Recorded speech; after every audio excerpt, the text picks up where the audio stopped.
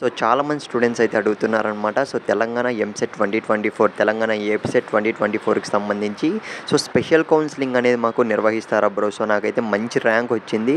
So అయినా కూడా నాకు థర్డ్ కౌన్సెలింగ్‌లో కూడా మంచి సీట్ అనేది రాలేదు. సో నేనైతే మళ్ళీ కాలేజ్ అనేది వేరేది పెట్టుకోవాలనుకుంటున్నా. సో స్పెషల్ కౌన్సెలింగ్ అనేది నిర్వహిస్తారా లేదా? సో మాకైతే స్పెషల్ కౌన్సెలింగ్ అనేది కావాలి. సో అసలు ఒక క్లారిటీ అయితే ఇవ్వండి అని అయితే చాలామంది స్టూడెంట్స్ అయితే అడుగుతున్నారనమాట. సో గైస్ నేనైతే వాళ్ళనైతే కాంటాక్ట్ అవుతూనే ఉన్నాను. సో నిన్న మొన్న నేను ఆల్రెడీ కాంటాక్ట్ అయ్యాను. కాకపోతే మీకు అప్డేట్ అయితే ఈరోజు అయితే ఇస్తున్నా. సో వాళ్ళు ఏమంటున్నారంటే సో స్పెషల్ కౌన్సెలింగ్ అనేది నిర్వహించే ఛాన్స్ అయితే లేదు అని అయితే చెప్తున్నారు. కాకపోతే మనకు ఆల్రెడీ నేను న్యూస్ పేపర్ అప్డేట్ కూడా మీకు పెట్టా కదా.